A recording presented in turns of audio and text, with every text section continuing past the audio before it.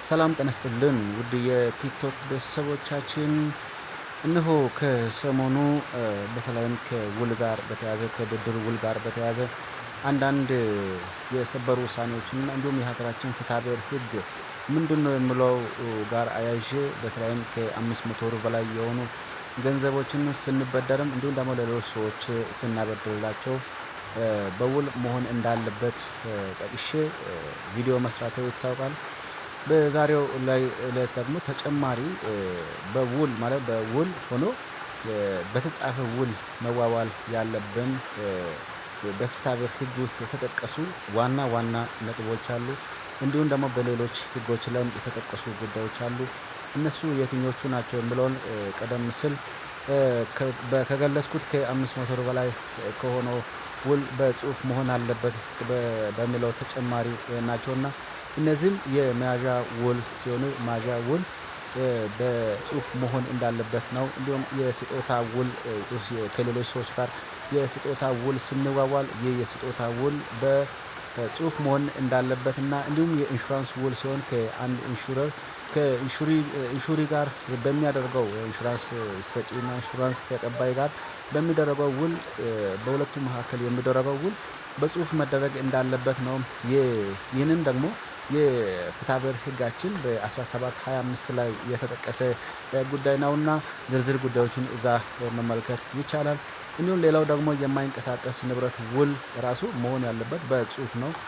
ስለማይንቀሳቀስ ንብረት ቤት እና የመሳሰሉትን የትኛውም ነገር ስናደርግ ለሌሎች ሰዎች ስናስተላልፍም ከሌሎች ሰዎችም ስንቀበልም በውል በተጻፈ ውል መሆን እንዳለበት ነው የሚገልጸው።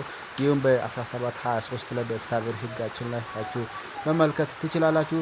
ሌላኛው እንግዲህ የጋብቻ ውልም በጽሁፍ መሆን አለበት። የጋብቻ ውል ለምሳሌ የሃይማኖታዊ እንዲሁም ባህላዊ በማዘጋጃ ቤት የሚደረግም በሲቪል ሜሬጅም ሊሆን ይችላል።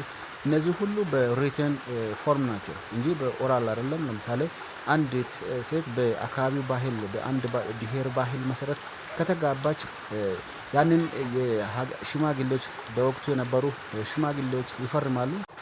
ያን የተፈረመው በወቅቱ የነበሩ ሽማግሌዎች ከፈረሙ በኋላ ያ እንደ ተጻፈ ውል ተደርጎ ነው የሚቆጠረውና ስለዚህ በሃይማኖት የታወቀ ነው። በተለያዩ ሃይማኖቶች መሰረት ጋብቻ ሲፈጸም ያው ሰርቲፊኬት ሜሪጅ ሰርቲፊኬት ይሰጣል። ይህ እንግዲህ በጽሁፍ ነው እንደሆነ ነው እንግዲህ የሚታወቀው። እንዲሁም በሌላ አንግል ያው የማዘጋጃ ቤት ነው በመንግስት ደረጃ የሚደረጉ አንድ ሴትና አንድ ወንድ ተስማምተው የሚያደርጉት የጋብቻ ውል በጽሁፍ መሆን እንዳለበት ነው የቤተሰብ ሕጋችን የሚገልጸው። እንዲሁም የፍትሐብሔር ሕጋችንም እንደዚህ አይነት ውሎች በጽሁፍ መሆን እንዳለባቸው ነው የሚገልጸው። ሌላኛው እንግዲህ የክራይ ውል ስናደርግ ነው። ለሌሎች ሰዎች ቤት ስናክራይ ከ500 ብር በላይ በሆነ ቤት ስናክራይ ይህ የክራይ ውል በውል መሆን እንዳለበት ነው የሚጠቅሰው። ሌላው እንግዲህ የሽርክና ወይም አክሲዮን ስንገዛ በውል መኖር አለበት። ከዛ ካምፓኒና እንዲሁም የሼር በሚገዛው ሰው መካከል ውል ሊኖር ይገባል። ውል ከሌለ ለቀጣይ ትውልድ ያው ሼር ትራንስፈረብል ስለሆነ ለሌላ አካልም የሚተላለፍ ስለሆነ በውርስ በተለያዩ መንገዶች የሚተላለፍ ስለሆነ ውል ከሌለ ደግሞ ይህንን መብት ሌላኛው ወገን ማንሳት አይችልም። ሌላኛው እና እንግዲህ እኔ ለራሴ ያዘጋጀሁት የመጨረሻው ውክልና ውል ነው። የውክልና ውል አንድ ሰው ወደ ውጭ ሀገር ሆነ እንዲሁም ደግሞ በዚሁ በሀገር ውስጥ ሆኖ በተለያዩ ምክንያቶች ያሉትን ንብረቶችን እንዲሁም የተለያዩ የማይንቀሳቀሱና የሚንቀሳቀሱ ንብረቶችን በቅርበት ማስተዳደር በማይችልበት ወቅት ለሌላ ሰው በሚሰጥ በውልና ማስረጃ የጸደቀ ውል መዋዋል አለበት። ይህ ካልሆነ ተቀባይነት የለውም። በአፍ እከሌ ጋር ተዋውለናል እንዲህ አድርገናል ምናምን ብሎ ነገር እዚህ ጋር እንደማይሰራ ነው። ስለዚህ እነዚህና በመሳሰሉት ጉዳዮች ላይ ውል ስንዋዋል ሞር ደግሞ በውልና ማስረጃ የጸደቀ ቢሆን በጣም ይመረጣል። ምክንያቱም ውልና ማስረጃ ሄዶ የጸደቀው ውል በገቨርንመንት ኦርጋንስ ወይም ደግሞ በሚመለከተው በመንግስት አካል የተረጋገጠ ስለሆነ ተቀባይነት ለበሉ በጣም ከፍተኛ ነው። ስለዚህ በአካባቢያዊ መንገድ ወይም ደግሞ በሎካል ኮንትራክት እንደዚህ አይነት ነገሮች ሞር ኢፌክቲቭ አይደሉም።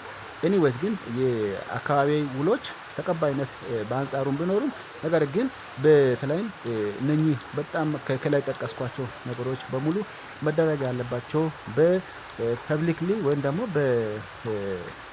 በመንግስት አካላት የተረጋገጠ ውሎች ቢሆኑ በጣም ይመረጣል የሚለውን ሀሳብ ለማስቀመጥ ነው።